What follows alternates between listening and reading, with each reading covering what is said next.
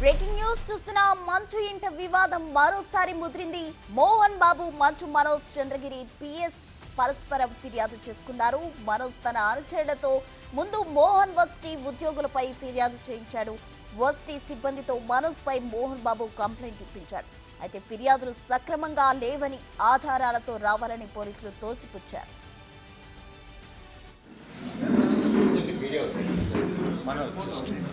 ఒక photo తీసుకెళ్ళిపోతుంది sir.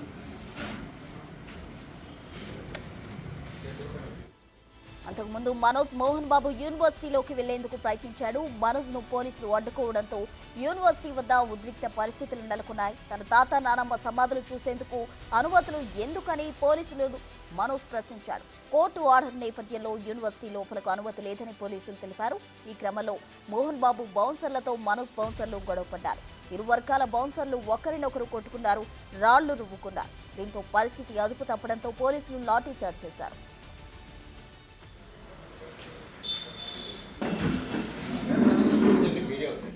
ఘటనపై స్పందించిన మనోజ్ తనకు గొడవ చేసే ఉద్దేశం లేదని, అనవసరంగా రాద్ధాంతం చేస్తున్నారని అన్నాడు. తన కూతురు పుట్టాక వచ్చిన మొదటి పండుగకు కూడా ఇంటికి రానివ్వడం లేదని, ఇంట్లోకి వెళ్లనివ్వకుండా అడ్డుకున్నారని మనోజ్ ఆవేదన వ్యక్తం చేశాడు. లోపలికి పంపిస్తే సమాధులకు దండం పెట్టుకుని వచ్చేస్తా అని పోలీసులకు చెప్పారు.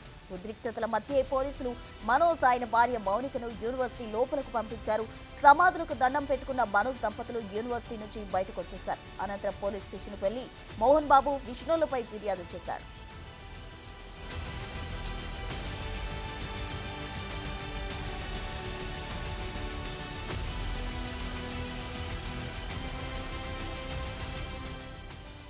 మంచు ఫ్యామిలీ ఇష్యూ చంద్రగిరి పిఎస్ కు చేరుకుంది. దీనికి సంబంధించి పూర్తి వివరాలు మా ప్రతినిధి దామోదర్ అందిస్తారు. దామోదర్,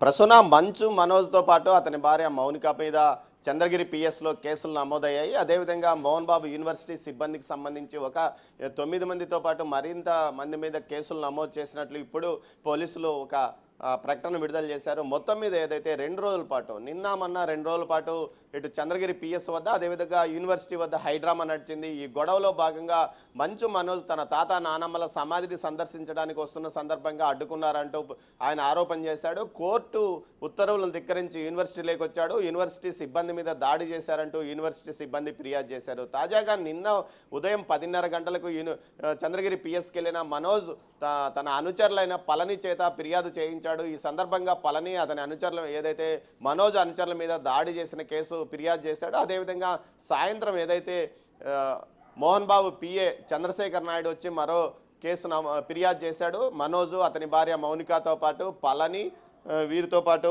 రెడ్డి, పవన్ అండ్ అదర్స్ మీద ఫిర్యాదు చేశాడు. మోహన్ బాబు పిఏ చంద్రశేఖర్ నాయుడు ఫిర్యాదుతో 5 మంది మీద కేసు నమోదు చేశారు. అదేవిధంగా మంచు మనోజ్ యొక్క అనుచరుడు అయిన పళని ఫిర్యాదు మేరకు Vijayasimha, Surendra, Balaji, Sardarji, Kiran, Ravishekhar, Hemadri Naidu, GM Chandrashekhar, MVS Mani and others అందరి మీద కేసులు పరిస్థితి. మొత్తం మీద నిన్న రాత్రి వరకు ఆధారాలు లేవంటూ, సరైన ఆధారాలు సమర్పిస్తేనే కేసు నమోదు చేస్తామంటూ పోలీసులు చెప్పుకొచ్చారు.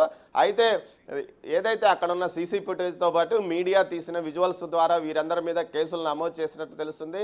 మొత్తం మీద ఇరు వర్గాలు బౌన్సర్లతో అక్కడికి రావడం, అక్కడ హడావిడి సృష్టించడం, న్యూసెన్స్ కేసు కింద కూడా కేసు బుక్ చేయాలంటే స్థానికులు కోరుతున్న పరిస్థితి.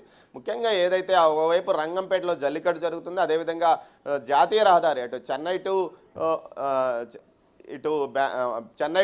ఇదైతే బళ్ళారి జాతీయ రహదారి పైన పూర్తి స్థాయిలో గంటల పాటు వాహనాలు ఆగిపోయిన పరిస్థితి, అటు రంగంపేట వద్ద, యూనివర్సిటీ వద్ద. ఈ స్థితిలో చాలామంది ప్రయాణికులు గంట పాటు వెయిట్ చేయాల్సిన పరిస్థితి ఏర్పడింది. మొత్తం మీద ఈ హైడ్రామా వ్యవహారానికి పోలీసులు ఫుల్ స్టాప్ పెడతారా లేదా అన్నది చూడాలి. ఎలాంటి కేసులు నమోదు చేశారన్న విషయాన్ని ఇప్పటి వరకు వారు చెప్పలేదు. అయితే కేసు నమోదైందని చెప్తున్నారు. ముఖ్యంగా ఏదైతే మొదట్లో యూనివర్సిటీ 3వ గేటు వద్ద లోపలికి వెళ్ళడానికి గేటు ఎక్కి ప్రయత్నించిన మంచు మనోజ్ను అడ్డుకున్నారు. ఆ సందర్భంగా మనోజ్ అనుచరులు ఒకరు గేటు దుంకి చిన్న గేటు తెరవడంతో వారు లోపలికి వెళ్లారు. పోలీసులు కూడా తాత నానమ్మల సమాధి వద్దకు వెళ్తున్నాడు కదా అంటూ వారు వెంట బందోబస్తుగా వెళ్లారు. అక్కడ ఏదైతే సమాధి వద్ద ప్రార్థన చేస్తున్న మంచు మనోజ్ విజువల్స్ తీయడానికి ఒక బౌన్సర్ ప్రయత్నించాడు. అది మంచు విష్ణుకు సంబంధించిన బౌన్సర్ ప్రయత్నించడంతో అతన్ని వెంటాడాడు మనోజ్. ఆ తర్వాత కొంత గొడవ కూడా జరిగింది. మొత్తం మీద అయితే ఆ తర్వాత ఏదైతే యూనివర్సిటీ నుంచి బయటకు వచ్చిన తర్వాత కూడా పరస్పరం తోపులాట జరిగింది. మంచు మనోజ్ అనుచరులు అదేవిధంగా విష్ణు అనుచరుల మీద ఇద్దరి మధ్య పెద్ద ఎత్తున గొడవ జరిగింది. రాళ్ళు కూడా రూవుకున్న పరిస్థితి కొనసాగింది. మొత్తం మీద అయితే మంచు ఫ్యామిలీ ఇష్యూ అటు హైదరాబాద్ నుంచి తిరుపతికి బదిలీ అయినట్లు పరిస్థితి కనిపిస్తుంది. అక్కడ హైదరాబాద్ పోలీసులు చాలా సీరియస్గా ఉండడంతో పాటు కేసులు నమోదు చేయడము, బౌన్సర్లను ఎక్కడైనా వినియోగిస్తే పూర్తి స్థాయిలో కఠిన చర్యలు తీసుకుంటామంటూ కూడా ఆదేశాలు జారీ చేసిన నేపథ్యంలో ఇక్కడ బౌన్సర్లతో వీరు హడావిడి చేస్తున్న పరిస్థితి కనిపిస్తుంది. ఇప్పటికీ మంచు మనోజ్ తిరుపతిలో ఉన్నాడు. ఆయన ఏమైనా ఈసారి అంటే తిరుపతిలోని తాజ్ హోటల్లో 2 రోజులుగా బస్ చేశాడు.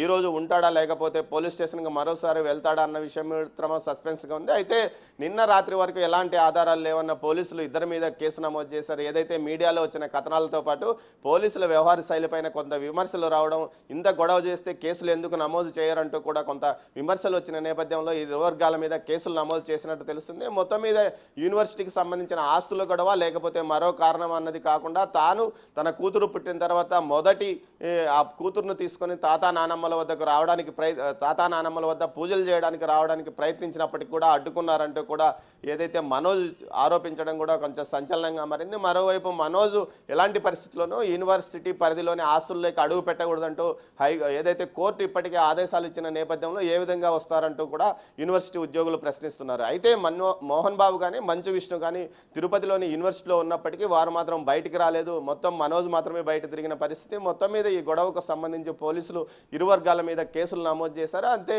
మనోజ్తో పాటు అతని భార్య మౌనికారెడ్డి మీద కూడా కేసు నమోదు చేయడం విశేషం ప్రస్తుతం. దీనికి సంబంధించి ఏదైతే ఈ కేసులకు సంబంధించి ఎలాంటి సెక్షన్స్ పెడతారు, బెయిలబుల్ సెక్షన్సా నాన్ బెయిలబుల్ సెక్షన్సా అన్నది చూడాలి. మొత్తం మీద అయితే ఈ ఘటన పైన ఇరు వర్గాలు తమ కేసులు పూర్తి స్థాయిలో ఏదైతే నమోదు చేయాలంటూ డిమాండ్ చేయడంతోనే పోలీసులు నమోదు చేసినట్టు తెలుస్తుంది. ఏదైతే ఇటు మంచు మనోజ్ తిరుపతిలోకి ఎంటర్ అయినప్పటి నుంచి 15వ తేదీ నుంచి పూర్తి స్థాయిలో సుమారు 100 మంది పోలీసులు బందోబస్తు మధ్యనే అతని పర్యటన కొనసాగిందని చెప్పవచ్చు. అయినప్పటికీ పోలీసులు ఉన్నప్పటికీ సైలెన్సర్లు తీసేసి బండ్లలో ద్విచక్ర వాహనాలతో ముగ్గురు నుంచి నలుగురు కూడా బండిలో వెళుతూ కేకలు వేస్తూ ఆ రోడ్ల మీద వెళ్ళారు. అదేవిధంగా పెద్ద ఎత్తున అటు మంచు విష్ణుకు సంబంధించిన బౌన్సర్లు కూడా వీరి మీద దాడికి ప్రయత్నించిన పరిస్థితి కూడా కనిపిస్తుంది. యూనివర్సిటీ బయట పోలీసులు గేటు బయట ఉంటే లోపల వైపు విష్ణుకు సంబంధించిన బౌన్సర్లు ఉన్నారు. వీరు బయట ఉన్న మంచు మనోజ్ అనుచరుల పైన కవింపు చర్యలకు కూడా పాల్పడ్డారు. ఇక్కడ ఉంటే దాడి చేస్తామంటూ కూడా హెచ్చరించారు. ఏదైతే మీడియా ముందే ఇవన్నీ జరిగిన నేపథ్యంలో చివరకు మీడియా మీద కూడా